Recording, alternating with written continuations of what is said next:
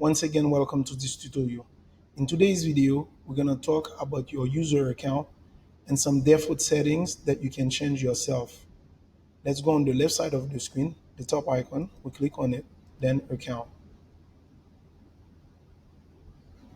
The information displayed on the left side of the screen cannot be edited. The top information is about us at Reconnaissance, your account owner. At the bottom, these are your very own information, your display name, the email address registered with your Trace platform. Then your account ID. On the right side of the screen, based on your location, you can change a different time zone.